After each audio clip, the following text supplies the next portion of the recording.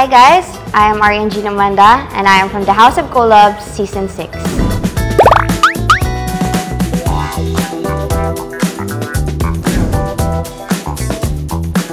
Bali, working student na talaga ako. So, hindi kami ganun kayaman, parang yung life namin sakto lang. Tapos, sa family ko, kung may gusto ako, hindi ko yun makukuha hanggat hindi ko na-earn. At the age of pa lang, siguro bata pa lang ako, mga like 16. Nag-start na ako ng modeling, freelance.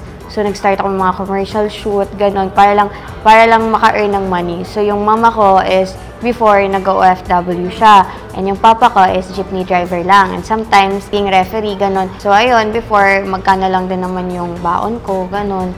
So, para madagdagan, parang nakilala rin ako ng tito ko doon sa, parang in-introduce niya ako doon sa film niya, na parang indie film doon sa amin, parang local film lang din. And ayun, sige, nag-try naman ako hanggang sa napakilala niya ako sa ibang mga photographers. Ayun, nag-start na din yung mga fan shoot, which is nag-e-enjoy talaga ako. And hindi ko naman in-expect talaga na parang darating din ako sa point na yun na magiging model ako hanggang sa, ayun, kinukuha na rin ako, especially sa mga events. Siguro yung mga events ko, hindi ganun kalaki, pero at the age of 16, 17, malaking na yun sa akin, allowance. Hanggang sa, nung nag-start na ako nag-college, ako na talaga yung nag-support sa self ko, ako yung nagpapatuition sa akin.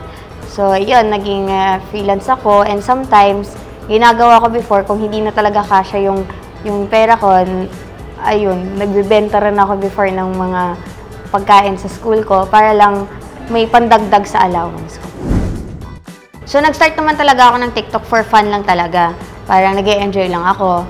And then, nung nag-boom na yung TikTok ko, nakikita ko yung The House of Collab talaga sa FYP ko, ganun. Pero before, akala ko, tawag dito, parang TikTok house lang siya, ganun. Hanggang sa may kakilala ako, nag-join siya, which is mas more kong nalaman kung anong ginagawa nila dun sa The House of Collab. And hanggang sa, di ko rin in-expect na mag-reach out talaga yung The House of Collab sa akin. And parang nagdadalawang isip pa ako nun before. Pero sabi ko, kaysa mag-stay lang din ako dun sa province namin, gusto ko rin mas mag-explore pa. So, ayun, trinay ko talagang pumasok and then nag-audition ako. And ayun, nakapasok ako sa Season 6. Ang masasabi ko talaga is, kung anong nakikita nyo talaga sa mga post, ganun na ganun talaga. Pero before, akala ko parang TikTok lang talaga yung ginagawa nila. Akala ko chill lang talaga. Pero pagpasok mo talaga, ang daming challenges.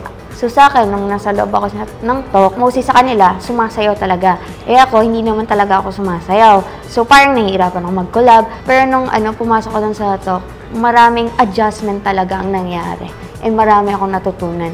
So, marami ding bagay tulad ng paano mag-earn. Hindi ko rin nakalain na through Facebook mag-earn ka, through YouTube kung paano mag-earn. So, malaking tulong talaga yung binigay ng talk sa akin. Parang iniisip ko lang na, kung sa Iloilo ako, what if hindi ako pumasok ng talk? Anong mangyayari? Parang, hindi ko pala malalaman na pwede pala akong kikita sa ganitong bagay. Before, 300 below lang yun. So, yung mga followers ko. Tapos, sa Facebook ko, walang followers. Yung mga Instagram ko, nasa 21K, ganun. Pero nung pumasok ako ng talk, ang laki talaga. Ang laki ng dinagdag, lalo na sa Instagram ko. Nagkaroon ako like from 21, I didn't expect na maging 60K plus na ako. And then, sa TikTok ko, nag-boom na rin, nag-400K plus na. And, ayun, pati yung Facebook ko and YouTube talaga. Yung YouTube ko, wala ring followers yan dati talaga. Before ako pumasok ng SOC, siguro mga nasa lang yun, mga around 10 to 20K, mga ganun. Parang iba-iba kasi since I'm a freelance, tapos student lang ako, ganun. So mga, siguro, dyan lang, 10 hanggang 30K lang yung makukuha ko and sobrang laki na yung para sa akin. Pero nung pumasok ko ng talk, alam niyo ba na nasa talk ko lang na-experience yung 6 digits and nasa talk ko lang na-experience ang 7 digits talaga. Up until now, hindi pa rin ako makamove on na parang wala sa isip ko na magiging milyonarya ako. But now, parang na-reach kong ganun na level. Wala pang 1 year.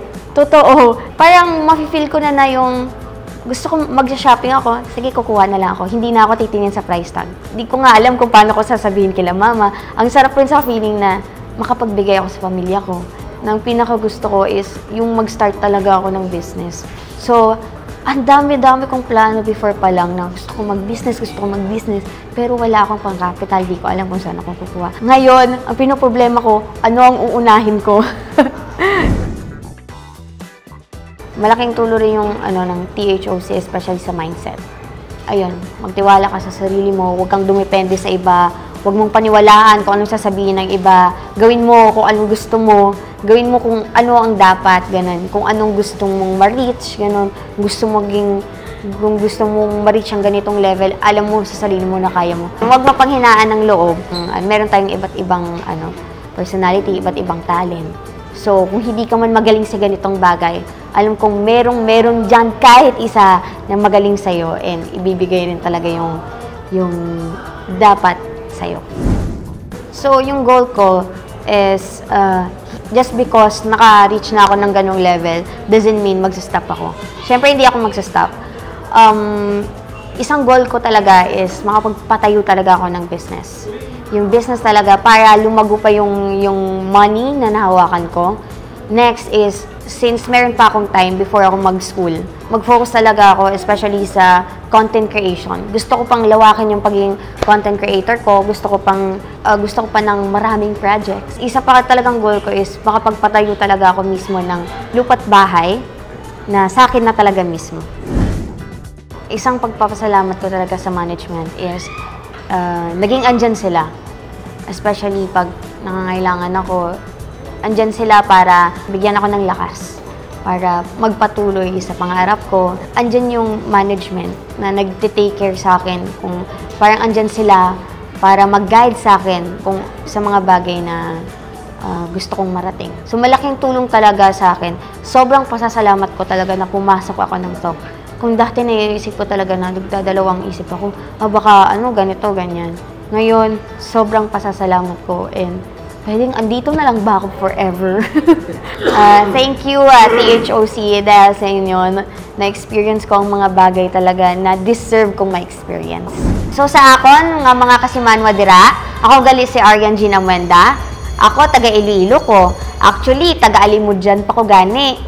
So kamo, gadwa-duwa dira nga mag-audition, kag gabalak kamo nga mag-audition na kamo, kay dako gid nga bulig ang sok sa inyo. Damo gid kamong matun-an. Like sa akon, wala man ko gani ga expectar nga maabot ko dire. Pumalay nyo kamo man, di ba la? So mag-audition na kamo.